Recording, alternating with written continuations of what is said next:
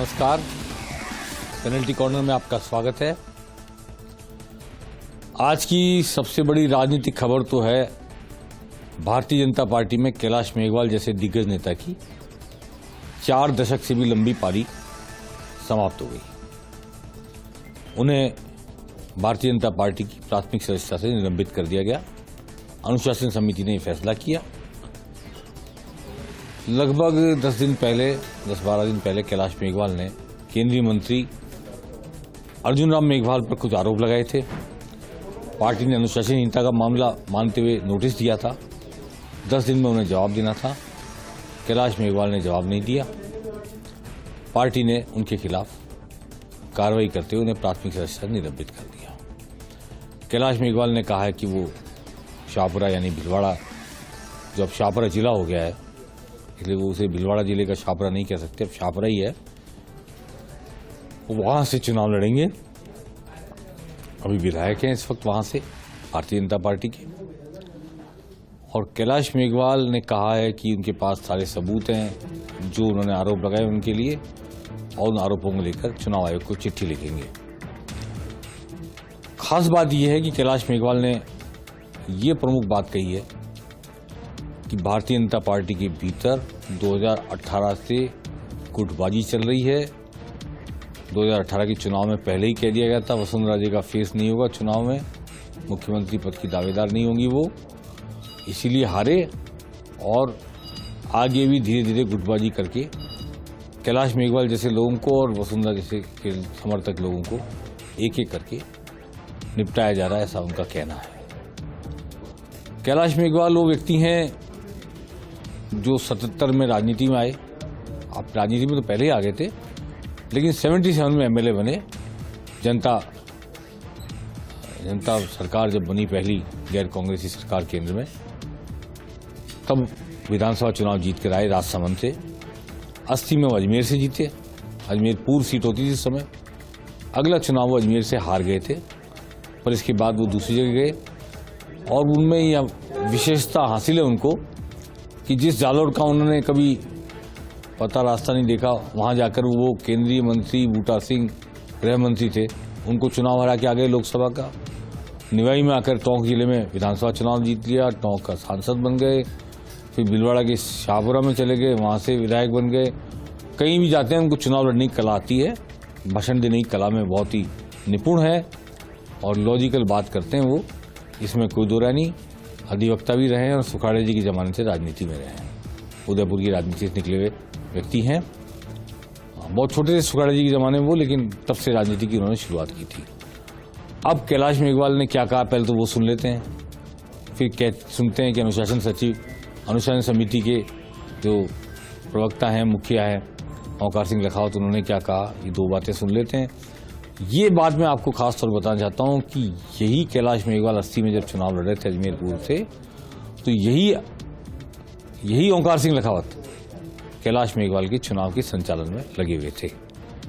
और आज यही ओंकार सिंह लखावत उन्हें पार्टी से निकाले जाने की घोषणा कर रहे हैं। आइए सुनते हैं क्या कहा दोनों ने। भाजपा को कमजोर करने का काम किया कि नहीं किया, गुटबाजी पैदा की है। उस गुटबाजी पैदा करने में सतीश जी आगे है, आपके ये राजेंद्र जी भी आगे है। और अभी एक नाम नहीं लेना चाहता क्योंकि वो अब गवर्नर बन के जो है आसाम चले गए, बाकी उनका कोई नाम नहीं लेना चाहता। पार्टी से निष्कासित करने का कारण ये गुटबाजी है। यहाँ का गुटबाज जो है वो उनके कॉन्फिडेंस में, और वो गुटबाज उनके कॉन्फिडेंस में, और चाहे किसी भी कारण से अर्जुन मेघवाल उनके नजदीक बहुत पहुंच गया, तो वो नजदीकी का भी उसको लाभ मिल रहा है। और यहाँ की गुटबाजी का भी मेरे खिलाफ जो वातावरण है उससे ये सारा निष्कासन हुआ है, तो मुझे इसको कोई एतराज थोड़ी। भारतीय जनता पार्टी के प्रदेश अध्यक्ष श्रीमान सीपी जोशी जी ने जो शाहपुरा भीलवाड़ा के विधायक श्रीमान कैलाश मेघवाल जी हैं, उनको पार्टी की प्राथमिक सदस्यता से निलंबित करने का आदेश दिया है। और उनके विरुद्ध जो अनुशासनहीनता का जो नोटिस दिया गया था उनको, उसका जवाब और ये सारे प्रकरण को आगामी कार्रवाई के लिए पार्टी की जो प्रदेश की अनुशासन समिति है उसको भेजने का आदेश दिया है। उन्होंने जो पार्टी की बात को पार्टी के संविधान के विपरीत जाकर के और जिस तरीके से जहाँ जहाँ बात की जो उसमें निषेध है और इसलिए वो अनुशासनहीनता की परिभाषा में आता है। अभी निलंबित किया है, निष्कासित नहीं किया पार्टी से। अब निलंबन तो वापस होता रहता है, चुनाव का वक्त है, इस चुनाव में अगले चुनाव का तो कौन जाने। कैलाश मेघवाल 90 साल की उम्र के हैं। हमने, आपको याद होगा, पेनल्टी कॉर्नर जब शुरू किया था कार्यक्रम अप्रैल में, तभी शुरू के दिनों में उनका एक इंटरव्यू दिखाया था। 90 साल का नौजवान चुनाव लड़ने को तैयार। तब उन्होंने दम ठोक के कहा था पिछली बार 75,000 से जीता, इस बार 90,000 वोटों से जीतूंगा अगर मेरे को चुनाव लड़ाया गया। और उन्होंने जाहिर कर दिया था कि वो चुनाव हर हाल में लड़ेंगे, पार्टी चाहे टिकट दे या ना दे। तो इसलिए चुनाव लड़ने को अभी भी तैयार हैं। बीजेपी निलंबित कर दे, निष्कासित कर दे, कुछ भी कर दे, वो चुनाव लड़ेंगे। हालांकि उन्होंने अशोक गहलोत की तारीफ भी की है काफ़ी, कि वो उन्होंने जिला बनाया है शाहपुरा को, उनको विकास के जो उन्होंने बात मांगी वो सब उन्होंने पूरी की है। बोले जो अच्छा काम करेगा मुख्यमंत्री, क्या मैं उसकी बड़ाई नहीं करूं, तारीफ नहीं करूं, वगैरह वगैरह तमाम बातें की है। अब केवल यही प्रश्नवाचक चिन्ह है कि वो निर्दलीय चुनाव लड़ेंगे या कांग्रेस के टिकट पर लड़ेंगे, ये आने वाला वक्त बताएगा। भाजपा से उनके चुनाव लड़ने की संभावना शून्य हो गई है और वो चुनाव लड़ेंगे, ये 100% तय है। अब अगली खबर की ओर चलते हैं कि आज भाजपा 15-16 लोगों ने ज्वाइन की। इसमें सबसे इंपॉर्टेंट ज्वाइनिंग दो हैं। एक तो कृष्णा राम नाई जो सी डूंगरगढ़ से 3 बार विधायक रह चुके हैं और पिछली बार वहां से सीपीएम जीत गई थी, और सीपीएम की अप्रत्याशित जीत के बाद से ही बीजेपी में लग रहा था कि हमारे पास से सीट चली गई। तो इस बार कृष्णा राम नाई को फिर भारतीय जनता पार्टी में लाया गया है। कृष्णा राम नाई, देखना है कि चुनाव मैदान में दिखेंगे या नहीं, पर लगता है कि उनको लेके आए हैं तो चुनाव मैदान में दिखाई देंगे।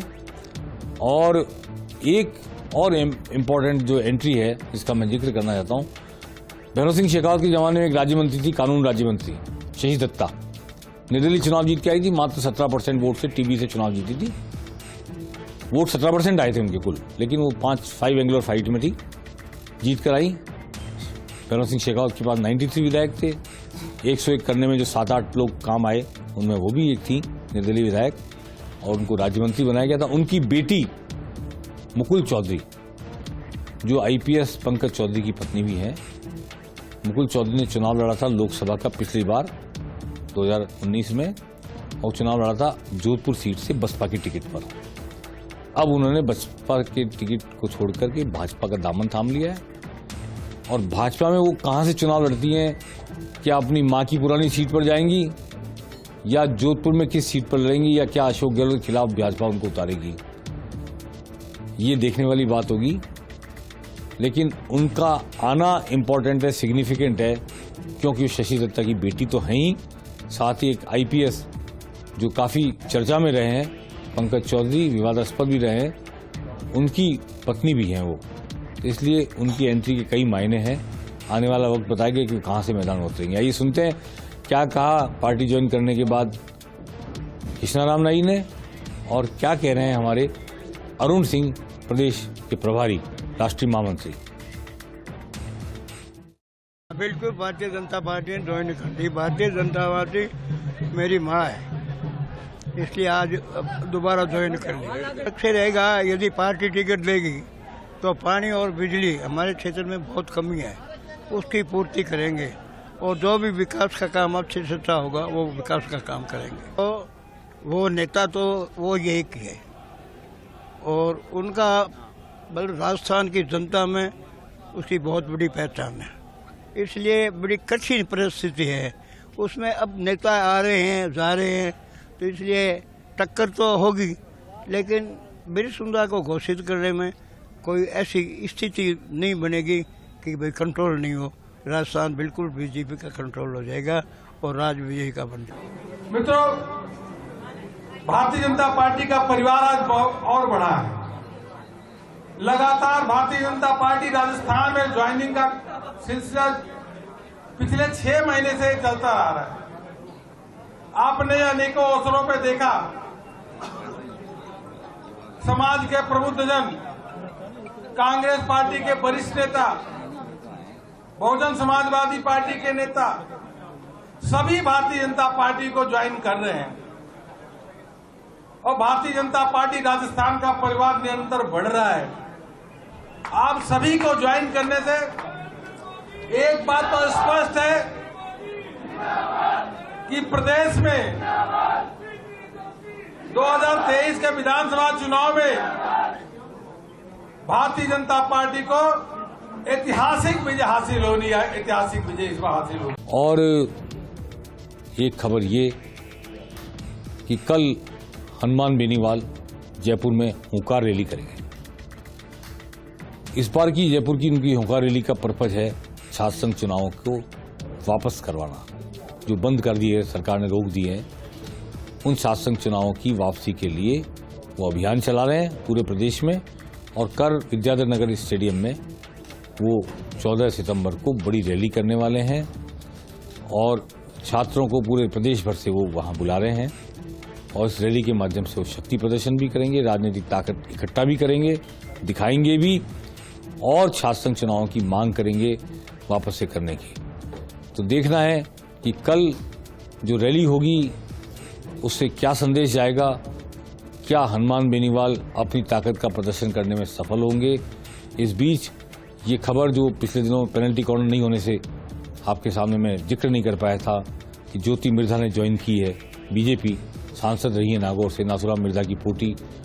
तो उनके आने के बाद ये बात तो बिल्कुल संभावना जीरो हो गई है कि हनुमान बेनीवाल भाजपा से को अलाइन करेंगे और ये संभावना जीरो हुई है। साथ ही CR चौधरी, जिनका भारतीय जनता पार्टी अब तक उपयोग कर रही थी, पूर्व केंद्रीय मंत्री, उनको गोगामेडी की रैली का, सीकर के सम्मेलन, प्रधानमंत्री की सभा का प्रभारी बनाया था। अब शायद भारतीय जनता पार्टी को जाट नेता के रूप में ज्योति मिर्धा के मिलने के बाद शायद CR चौधरी की उतनी जरूरत नहीं रहे। CR चौधरी पूर्व में वसुंधरा राजे के बहुत नजदीक थे, बीच में यूनुस खान के और उनके बीच में कुछ टकराव सा रहा, इसकी वजह से वो दूर हो गए और दूर होने के बाद उनको भारतीय जनता पार्टी ने बड़े अहम प्रोजेक्ट दिए, सीकर की प्रधानमंत्री की सभा भी, गोगामेडी की यात्रा की शुरुआत भी। लेकिन अब ज्योति मिर्धा के आने के बाद नागौर की राजनीति में क्या CR चौधरी और ज्योति मिर्धा का बीजेपी के भीतर टकराव होगा या नहीं होगा, ये आने वाला वक्त बताएगा। इस पर हम सबकी नजरें